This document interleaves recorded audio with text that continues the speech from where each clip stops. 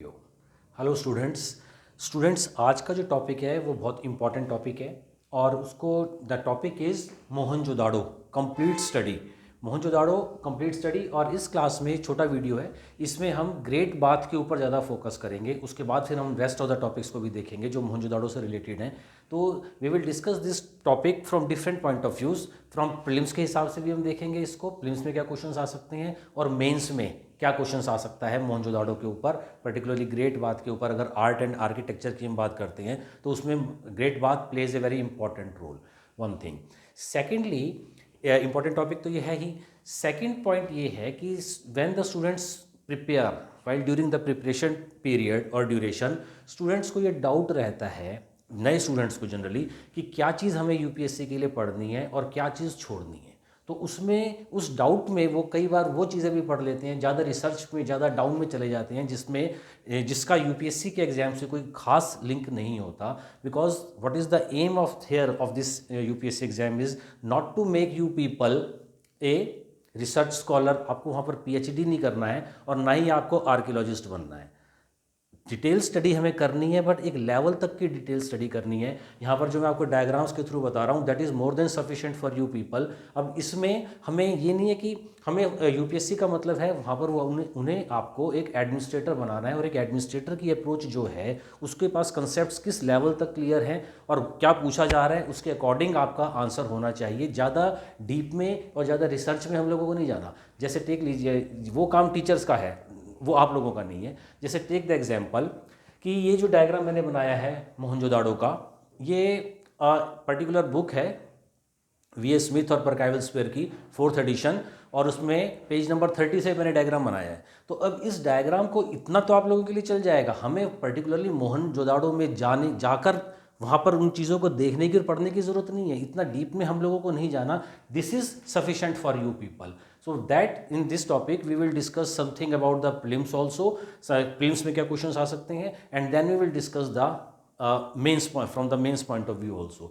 So here we have to discuss, basically हम great bath को discuss करेंगे, that is an important finding of the Mohenjodaro, and before that we will discuss a complete layout program of this Mohenjodaro also. In the last video, पिछली video मैंने आप लोगों को बताया था कि जो टाउन्स थे मोहनजोदाड़ो के, जो सिटी प्लानिंग थी, टाउन्स में बेसिकली चाहे वो मोहनजोदाड़ो हो, हड़प्पा हो, कालीबंगन हो, लोथाल हो, छानूदारो हो, बनवाली हो, राखीगढ़ी हो, कोई भी बड़े बड़े टाउन्स जो हैं वो दो पार्ट्स में डिवाइड होते थे। अपर पार्ट होता था जिसको सिटाडेल बोलते थे, और एक लोअर पार्ट था जो कॉमन पीपल के लिए होता था, accept Dholavira.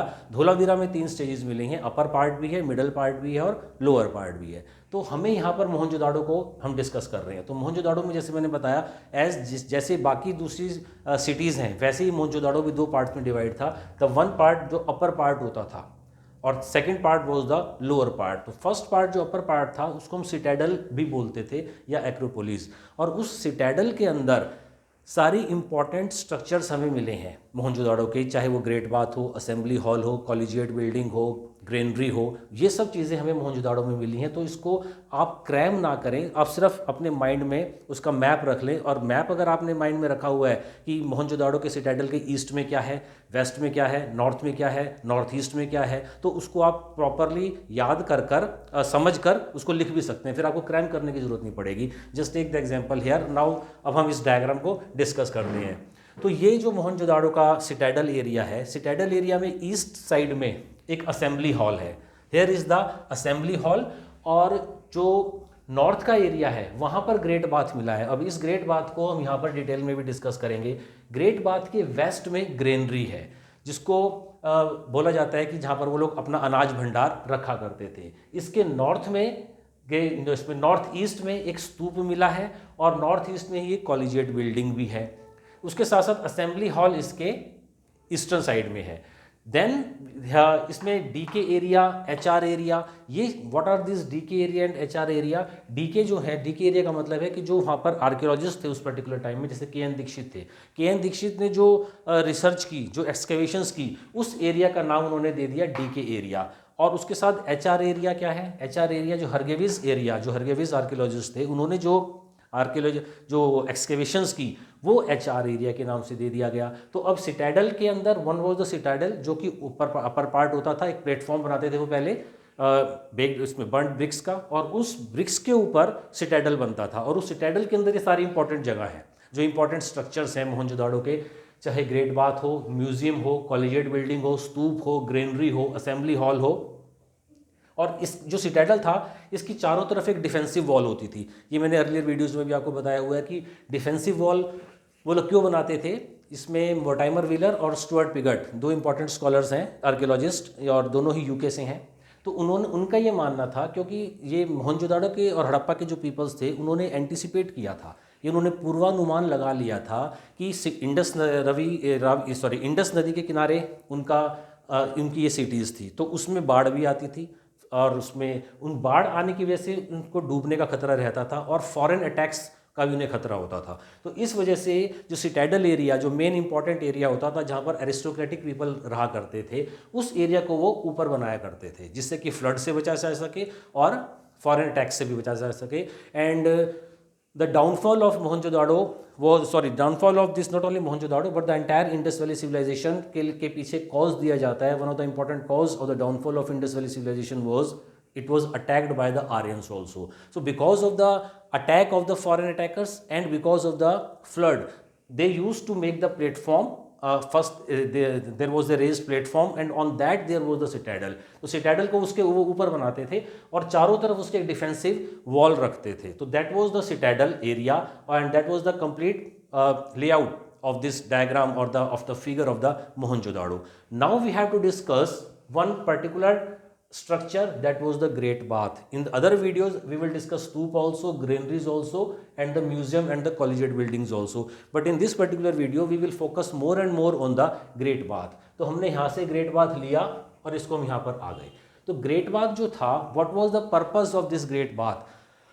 The purpose of this great was basically which told by the archaeologists that was the ritual, एक इसका रिचुअल पर्पस था। वहाँ पर मास गैदरिंग जो थी वो बाथ लिया करती थी अपने रिचुअल पर्पस के लिए। जैसे आज के टाइम में भी, जैसे सूर्य ग्रहण का टाइम है तो लोग हरिद्वार में जाकर, कुरुक्षेत्र में जाकर या गंगा में जाकर स्नान करते हैं। तो इसी तरह का एक रिचुअल बाथिंग जो थी वो मोहनजोदाड़ो के ग्रेट बाथ में ली जाती थी। अब इसकी जो डायमेंशंस थी 11.89 मीटर इसकी लेंथ थी और 2.43 मीटर इसका डेप्थ था। 2.4 मीटर ये गहरा था, करीब 6-6.5 फीट के करीब इसकी गहराई थी, और इसकी जो चौड़ाई थी वो 7.01 मीटर थी। ये इसकी डायमेंशंस थी।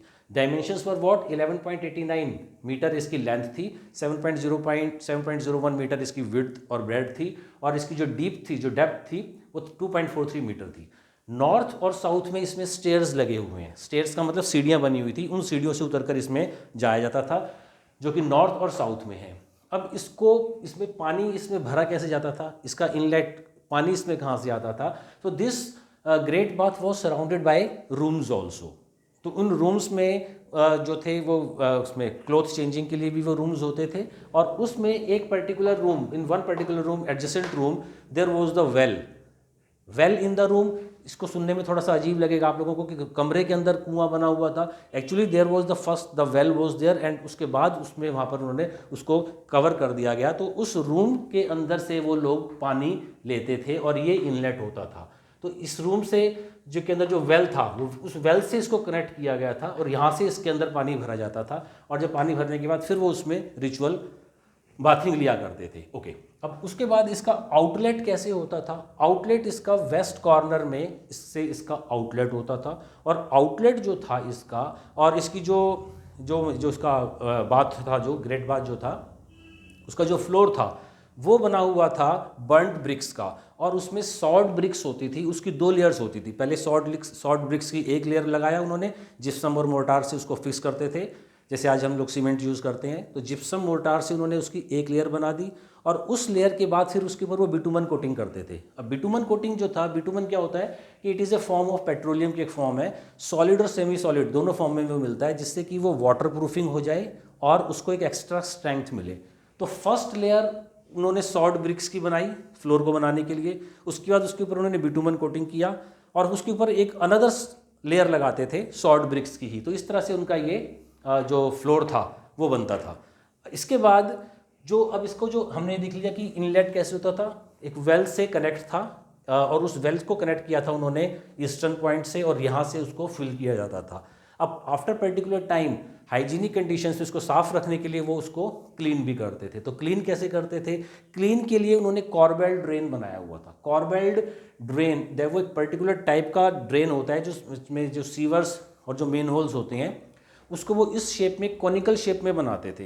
कॉनिकल शेप में बनाने से एक तो जो उसका जो टेपरिंग साइड होती है, टेपरिंग साइड मतलब एक टेपरिंग साइड थोड़ी ऊपर की साइड थी और दूसरी टेपरिंग साइड उसकी इन साइड में होती थी। तो वो इसलिए बनाया जाता था कि जिससे उसकी ओकेजनली उसमें सफाई, उसकी प्रॉपरली क्लीननेस उसकी हो जाए, और उसका साइज़ इतना है कि उसके अंदर एक दो आदमी आराम से उतर कर उसमें उसकी सफाई कर सकते हैं।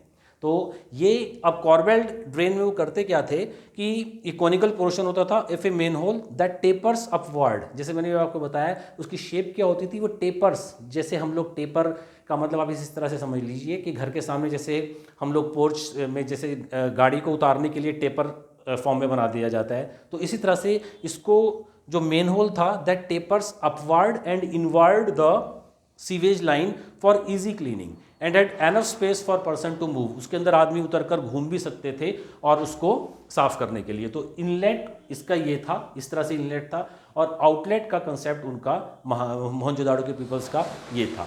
तो that was the great bath, जिसमें हमने उसकी डायमेंशंस डिस्कस की हैं, उसकी हाइट, उसकी लेंथ कितनी थी, ब्रेड्थ कितनी थी, और उसकी हाइट की, उसकी डेप्थ कितनी होती थी। That was the great bath. In other video we will discuss about the other structures, just like what was the stoop, what was the granary, and what was the assembly hall or collegiate building, etc. So इसका main basic purpose क्या होता था? Basic purpose था इसका rituals के लिए, ritual bathing के लिए, and that was the great bath of Mohenjodaro. अगर ये वीडियो आपको आई थिंक इस तरह से समझने में इजीली समझ में आ गया होगा। Okay students, thanks.